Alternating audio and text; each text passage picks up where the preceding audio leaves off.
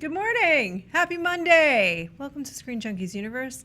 We're not here. Is it Monday? It is Monday. It's Monday right now. Yeah. It is currently, Tay we are Sunday. off celebrating Martin Luther King Jr. Day. Nice. Commemorating. Yes, commemorating. Commemorating. We're commemorating. Thank you, Lon, for the correction. I was going to say that you were Dan Merle, but we just did it. You're Lon Harris, here to correct us all on our incorrect facts, which I will be delivering shortly. It's not incorrect. You could also be celebrating. I was That's just true. saying, in addition to that, we're commemorating. We are also Yeah. It commemorating. wasn't We're off doing that.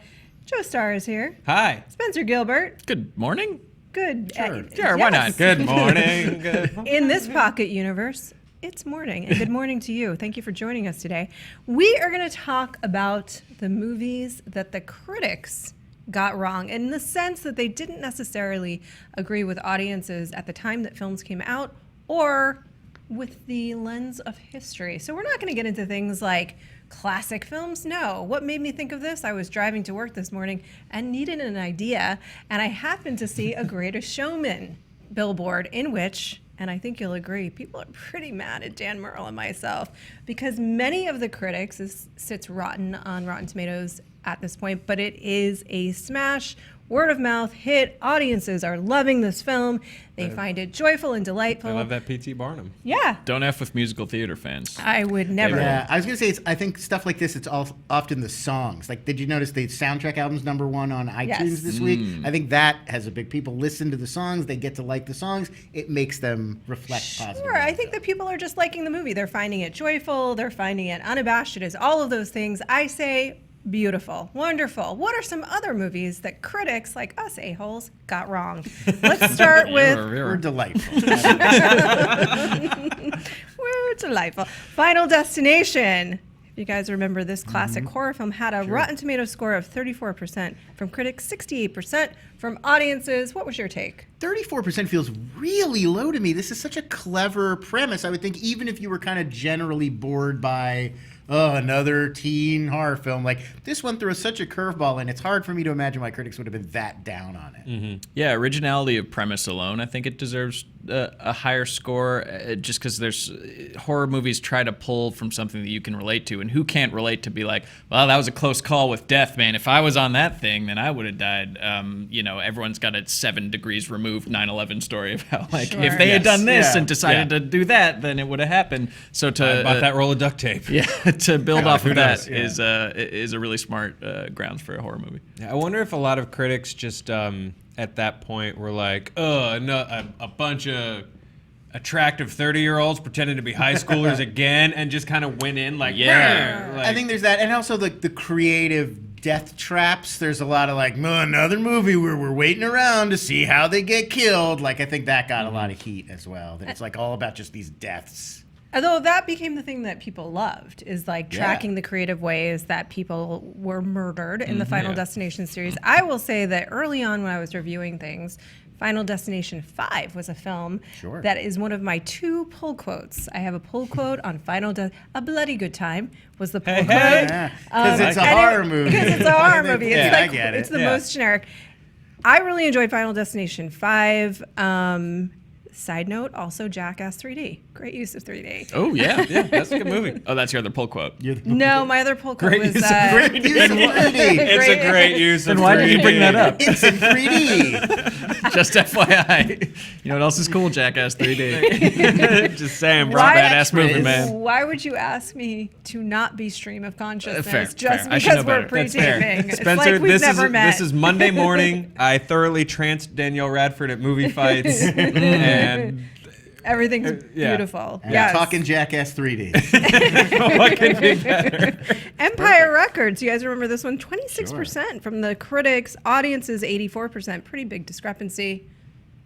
This is it is one I'm not sure it holds up. Like, I'm very nostalgic for this movie, but if I went in cold and watched it for the first time today, I'm not sure how I would feel about it. I gotta be I'm honest nostalgic for her outfit, if I'm wouldn't honest. be? Yeah. A nice crop top sweater. with you. Fuzzy crop top, yeah.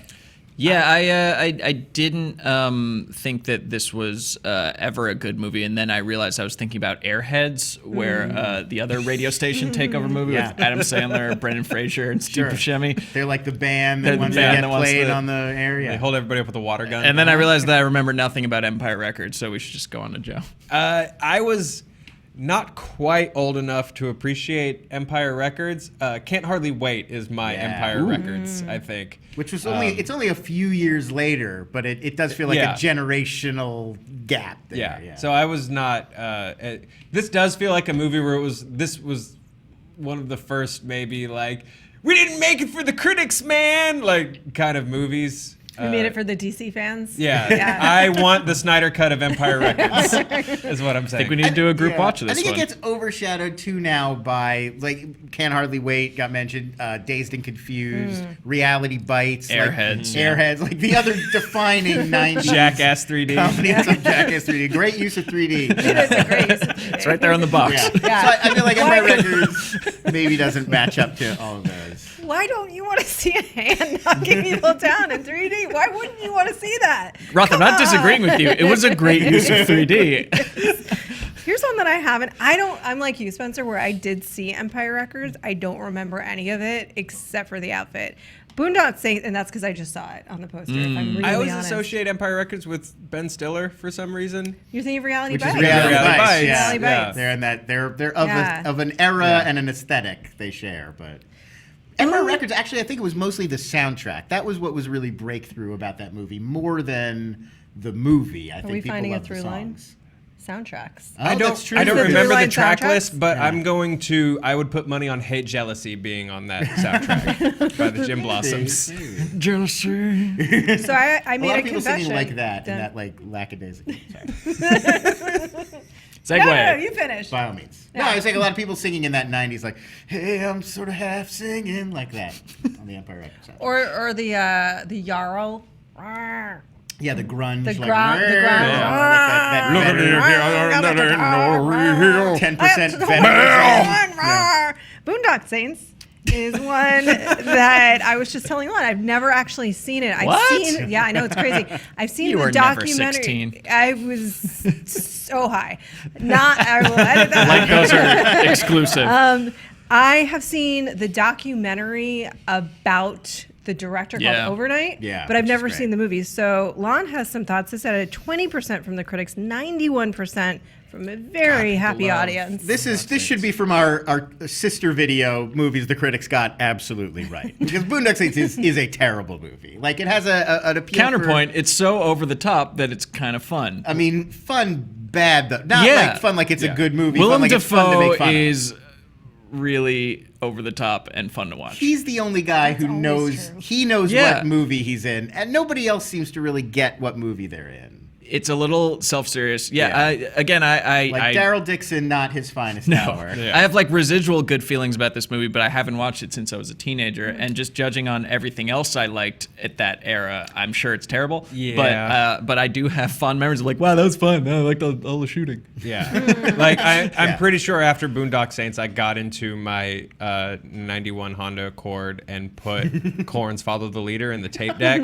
Yes, So- exactly. Yeah, I got a grain of salt. You You just almost described definitely my did. yesterday. It's just any You mean your shot, Sunday? Any shot with a guy like slow-mo opening a trench coat and he's got like grenades and holsters and pockets everywhere. That's already you're not on really firm territory. But then that guy being Billy Connolly is like, all right, come on, what are we doing? Lon, you're selling me 100%. Yeah, it's I'm so watching ridiculous. This movie. It's pretty ridiculous. Yeah, and now I'm gonna watch it. I will say that you guys should see if you haven't seen Overnight. Check that one Oh, out. yeah. It's a relentlessly watchable movie, and it will be especially salient now because there is a whole section in there about Yeah, well, the nemesis of the movie is really Harvey Weinstein, who Troy Duffy, the director, clashes with when they're making the movie, who then Harvey Weinstein in the film sort of sets out to ruin him. Yeah. And you get a real sense of like, these are the things Harvey Weinstein would do to ruin people, which we now know he was using all the time on all sorts of people. all sorts of Boondock situations. Saints, let us know, man. Yeah, Yeah, they were well, timeless the canary in the Overnight. coal Oh, yeah, mine. Overnight. Overnight. But I will say it's a very manipulative documentary in that they are it's a total takedown piece, but very watchable. It's made by his friends after they decided they hated him. So I mean, imagine if people you'd had this like personal,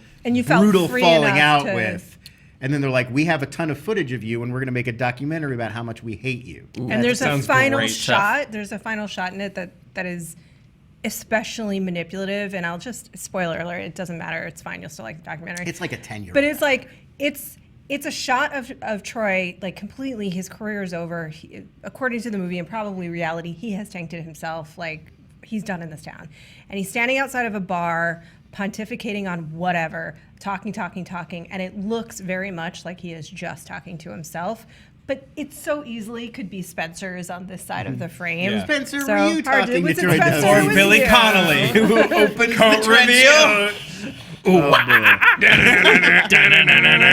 Yeah. What Hot American Summer Is a had classic. a resurgence on Netflix recently, but initially 32% on Rotten Tomatoes from the critics. Audience is 76%. Joe, defend this movie.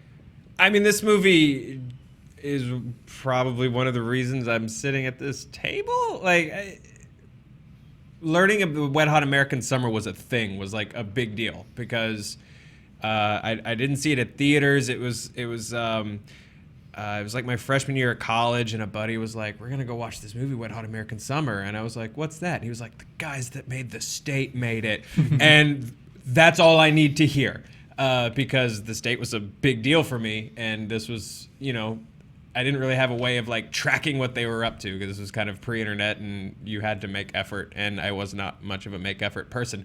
But I saw this movie and then rewatched it again, and I saw this movie. I've seen this movie more times than anything, I think, probably. Yeah. Ebert hated it. He did like a lot. I read a lot of reviews on this today, and they were all like, "What a total bomb!" and like laugh free, and like I get maybe if you're like old and not into the movies it's parodying, you might not like get it. Like I can see that, but I can't see how you wouldn't think some of the jokes are funny. Like I think David Wayne's as good as anybody today at doing that like Yes. airplane style Yes. of comedy of just like anything for a gag, throw whatever. Like nobody does that better today than David Wayne. Yeah, I mean, if 3 glass breaking sounds in a row like doesn't make you like you're dead Yeah. inside, I don't know what to tell you. And there's so many, like, I love too how it really is a very specific parody of like 80s camp movies, like it down to the bones. Like Ken Marino's playing a character from Sleepaway Camp almost exactly, and like they're copying like the specific costumes from Meatballs, and like Yeah, but Sleepaway Camp is a pretty deep cut.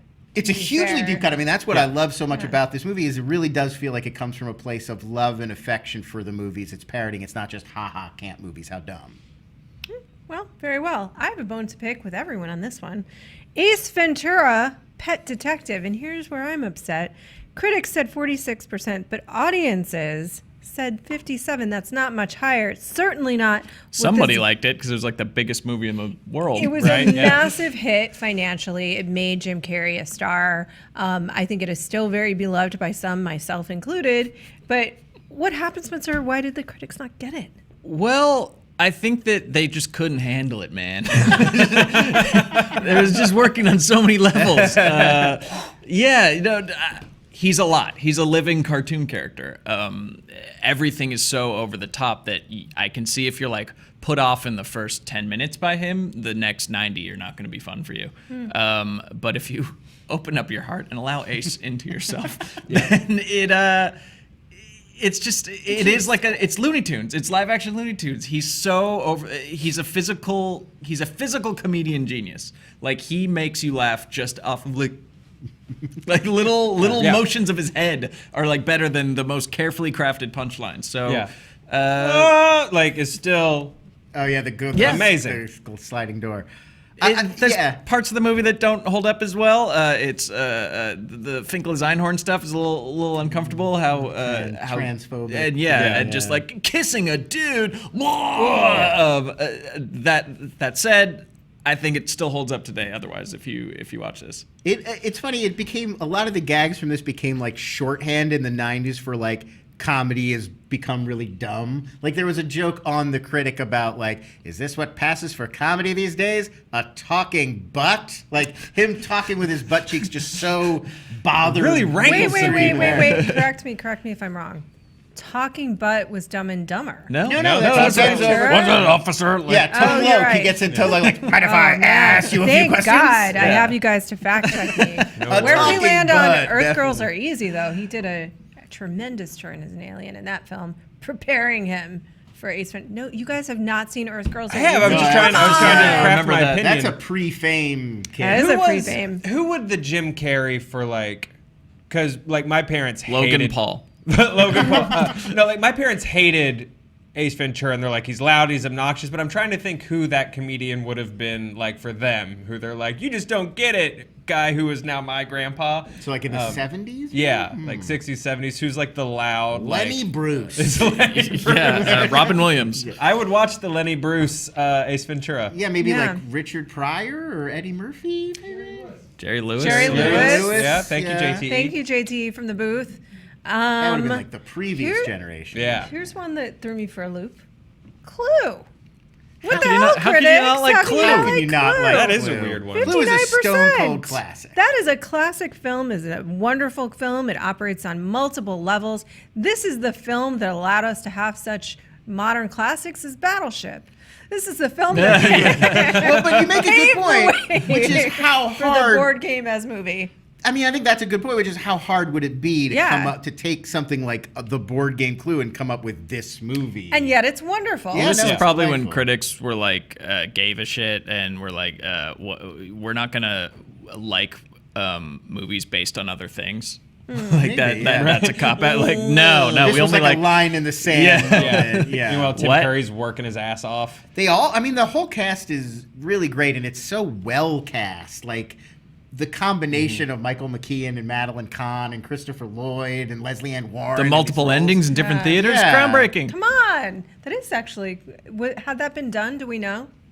I think that as a Someone kid, is telling that me blew in my these mind. comments. That was definitely Yeah. the first time I had heard about that as a kid. That you could go, depending on the showing and the theater you went to. You would It's see a cool for different back ending. then too, because now you can just like open the internet and look it up and be like, oh, that's not true. But like, imagine like you hear like I don't know, an old wives' tale about a movie or something, and then it turns out to be true. Like that Yeah. blows your mind when you're a kid. And it really baked in the need to rewatch it because you would have only seen one ending in the theater. So when it comes out on video, you're like, now I have to watch it again so I can see the other endings. Yeah, all of the other possibilities. Clue is one of those movies that I can watch over and over again and Sure. never get tired of it and always find something new. The dialogue like a is hammer. great too. Like they didn't an have atrium. to. See what you did there. Sorry. No, you're fine. I was thinking like they didn't have to make the dialogue. They had this built-in audience anyway, and yet it's very like endlessly clever. There's like good wordplay. It's a great script. You know what people love when they're on acid? Fear and Loathing in Las Vegas. But critics weren't on acid because they gave it 49% and audiences said 89%. I'll make another confession. Another one on my list that I haven't seen. It Oh, sits really? there. Oh, It's. I just feel like I can't looking imagine at it'd be a it- good acid movie. No. No. Quite the it'd be opposite. very frustrating. It's Yeah. it's really bewildering. I think what holds this one back for a lot of people is it's really tough to get into if you have about not acid. read the book. If you don't know what the baseline story is, it's very Or know who Hunter S. Thompson is. Yeah. Like, yeah, it doesn't do a lot of context, and it's very like things are coming at you because it's recreating a drug trip, and that makes it very hard to get into if you don't come in already knowing like what the basic thing you're looking at is. It's also weird because if this had been loved by critics, would it have been a good Hunter S. Thompson movie? Like if critics were like, "Yup," and it's had an 85%, would Fear and Loathing in Las Vegas have failed? Oh, as a like Right, would it have exactly. reflected his ideology and Yeah. who he Oh, was? that's a I good see what point. you're Yeah, saying. because like Yeah. half of the people in the world are squares, and he had to piss off that half. Yeah. Yeah. I think what is undeniable is how great, and I know praising Johnny Depp gives me no joy, believe me, but he is doing a really good job of not only it's this impression, but you do kind of feel like you're getting to know Raoul Duke as a character, which is not easy to do at the same time. Yeah. Almost like what another person I don't want to praise right now does in The Disaster Artist. Where it's like both a caricature and brings out the humanity. they're both bad guys. Another humanist and literary classic alike is MacGruber. I think we can all agree. But here's the interesting thing. This has a 47% from critics, 34% from the audience score. Why is it on our list? It's on our list because it's a cult classic, people. Step it up. Unequivocally. Come on. We're a few years away from MacGruber having a complete reappraisal, I think. This movie, it's been reappraised. Right, it's right. already Like, great. I feel like thinking people already know that MacGruber is really funny. Yes. So we put it on our list. Let's all pat because- ourselves on the back. Yes, we're defying Good job. not only the critics in this moment, but also the audiences that gave it a score below what it deserves, which is 100% Yeah, you need to go back of our and- hearts. Go back and watch It gave MacGruber. the world the Upper Decker. Come For on. that alone. Throat rips. It was also just Val Kilmer doing another spoof movie because he's so good and like Yeah. Top Secret was And he's awesome. hilarious in this. Yeah, shoes is weirdly my favorite line from that movie when he just tells a henchman to take his shoes off when he walks in. You also And then the reveal that it's literally just a MacGruber sketch where you get through this whole movie and then at the end they're just like 20 seconds MacGruber. It's so stupid. It's amazing. It's so good. Yeah, I was shocked to see the low audience score on that. People just need to go back and rediscover the Sex greatness with the of ghost. movie. We have to go back. we're just didn't belong on the list. We're forcing it on the list. I'm gonna shoot. Greatness of MacGruber. You also have no love in your heart, says Spencer. If you don't love, and me actually, if you don't love Tommy Boy. Who doesn't Come love Tommy on, Boy, who you doesn't love critics? Tommy Boy? wants wingy. Tommy likey. Critics Tommy said wants wingy. 43%. Audience is 90%. Yeah. There Good you job, go. audience. The fact that 43%, or I can't do the math, it's 57% of critics could see this, and is that how Yeah. Rotten Tomatoes works? Yeah. So this is how it works. A different video. The fact that Watch a Dan's lot old of video. people didn't like this movie is just bewildering to me that you couldn't immediately fall in love with Chris Farley, and Yeah. that pairing of him and David Spade at the time was perfect. Magic. perfect, And it was yeah. magic because it was such a genuine friendship. Yeah. And I feel like that totally everything that they did together, that came across. It just warmed your heart. They were cracking each other up and in a way that still invited you into it. It didn't leave you out, which is a pretty rare thing. Yes. Yeah, you know, it's so how do you sweet. not love Tommy Tommy Boy? Callahan is I such a- promise you that every critic who tore down Tommy Boy loves anything that their SNL generation did. I think that's why SNL movies, and That's I don't. interesting. MacGruber's not technically an SNL movie. No, I it don't. is. Sure, it is. Is Yeah. that a Lorne Michael? Okay. Yeah. Oh yeah, it was a fucking SNL sketch, was a Joe. sketch, yeah. Sorry, F bombs on a Monday. I think we've 15 seconds, Joe.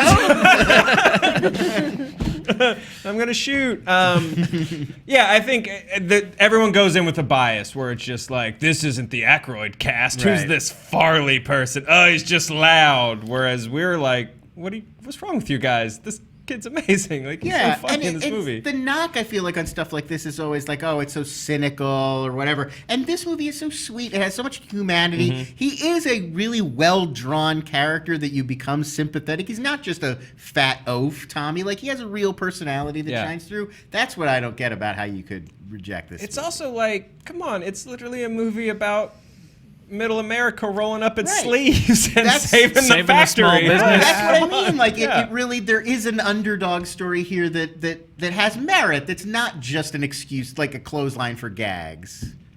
No, it's Yeah. a good road trip movie. They're the perfect odd couple, and it's given us the nomenclature to refer to like incompetent nepotism people. It's like, oh, he's like He's a a Tommy Tommy boy. Tommy Yeah, boy. it's a Tommy Boy. And I mean, Dan Aykroyd is playing this great foil. Like, it does yeah, everything yeah. it needs to do. yes. It's a perfect movie, I think is what we're saying. Are we saying that? Yeah. It's perfect at what it is. Yeah. Yeah. Yeah. But that's how, all right. Better or Because- worse than Black Sheep? Better or worse? I think Tommy Same. Boy. It's Same. literally the same I movie, like so Black probably Sheep. worse. Yeah. I do Yeah. think Tommy Boy is one. Yeah. It's one Little step notch Like up. a fat guy in a little coat above Yeah, Black yeah. Sheep. Sure. Well, because like Tommy Boy like set the standard, and then Black Sheep is like another do it again. example Yeah. of the genre. Yeah. Also here. Yeah. I will say this, just really quick aside, what you just said. I think for me, that's how movies should be reviewed, is how well did they achieve what they set out to do, not how well does this compare necessarily to Citizen Kane or The Godfather. It'd be a weird comparison, Tommy Boy versus Citizen Kane. More laughs in Tommy Boy. Yes. We're teasing the next movie fight. Yes. Spaceballs is another one. Speaking of a great adventure movie that yeah. has lasting cultural impact, Spaceballs. Critics said 57%. Audiences said 83%. I say, yeah, that's about right. 83%. 83%. Yeah. No, I mean, another great parody that really is made with a lot of affection for the source material. And I mean, just look at Bill Pullman, John Candy, Rick Moranis, Joan Rivers, like with Daphne that cast, Zuniga. the great Daphne Zuniga. How do you go wrong? You can't go wrong. I mean, Young Frankenstein is my favorite Mel Gibson movie. Sure.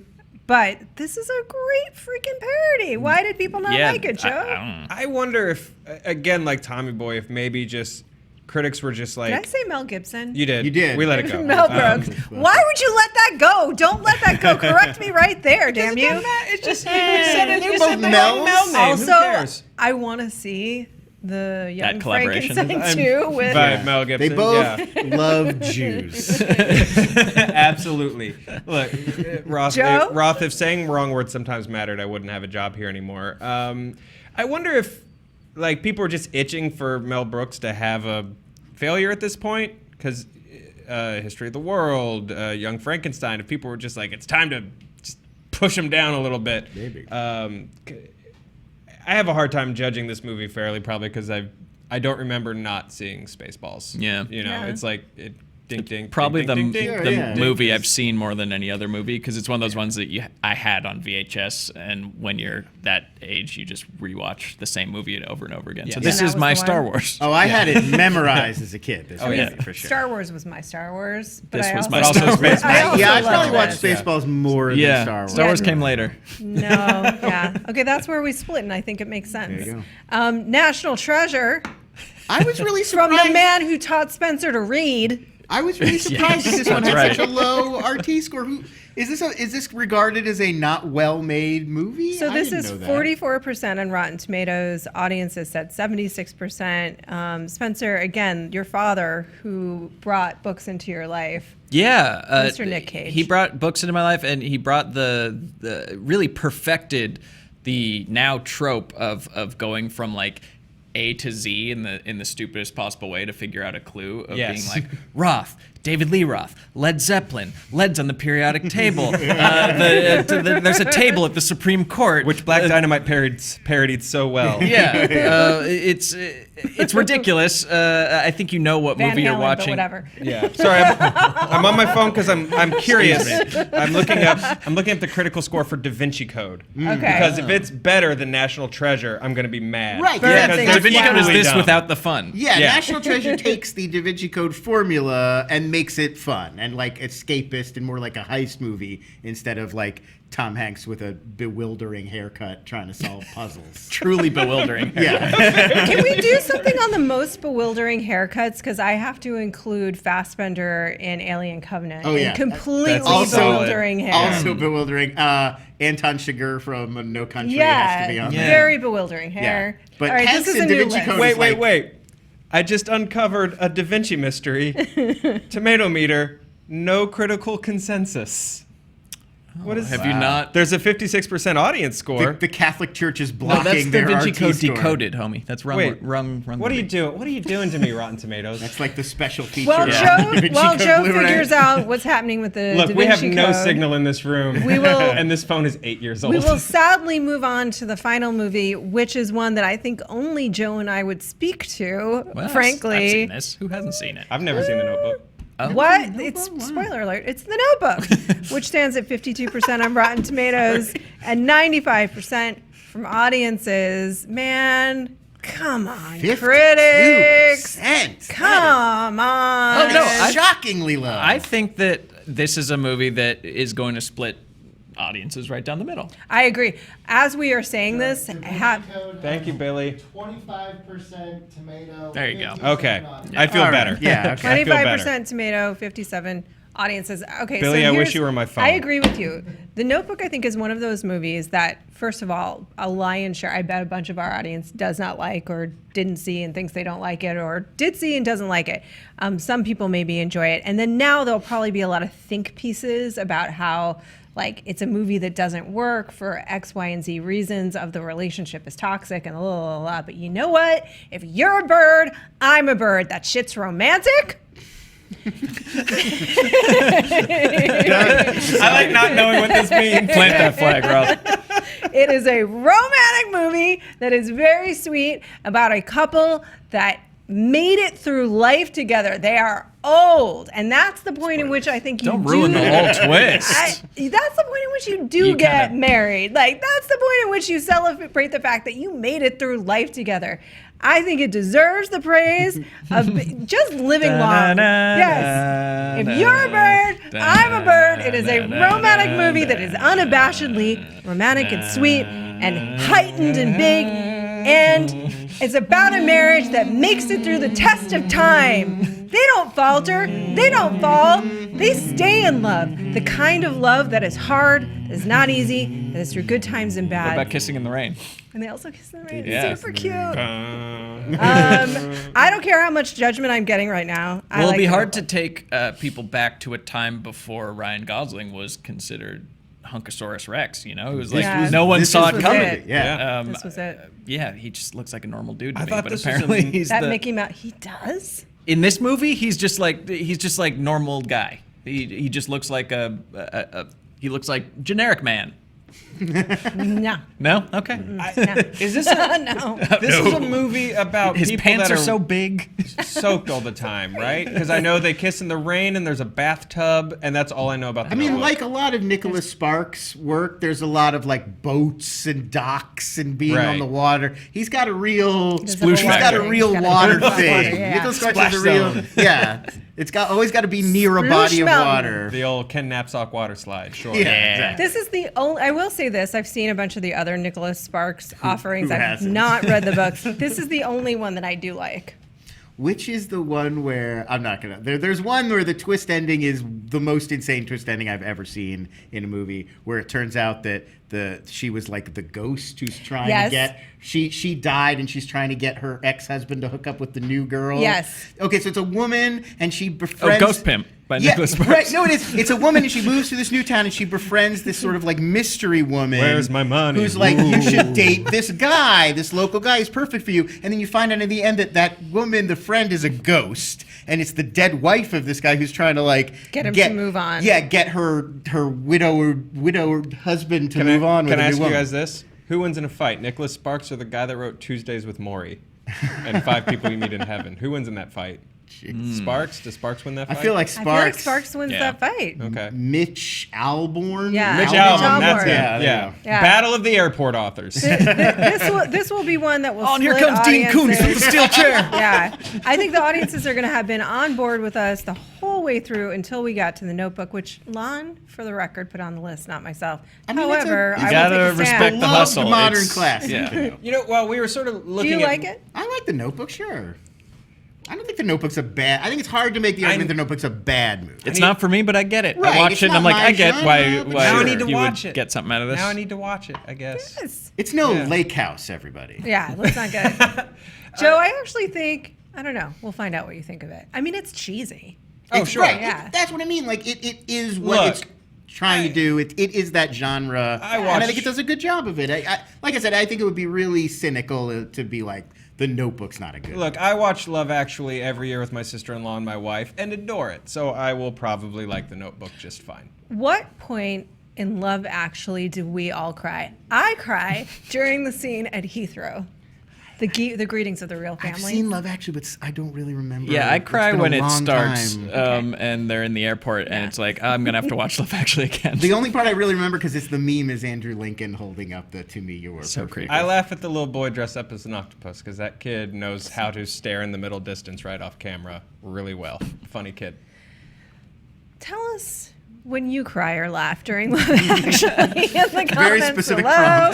prompt. Actually, tell us which movies that you think the critics got possibly wrong, the audiences got right. Was it that Suicide are Squad? beloved classics of yours? I already know about The Greatest Showman. I'm aware. So I've heard. I've heard this thing. So give us some new options or let us know which on these lists that you love. Notebook. Somebody stump for the Notebook. Come on. Come on. All right. We'll see you tomorrow where we'll actually be live. Right? yeah. Or will we all be Yeah. ghosts? Or will we be ghosts trying to hook you up with your next new love? Find out on Tuesday. Ooh, do it.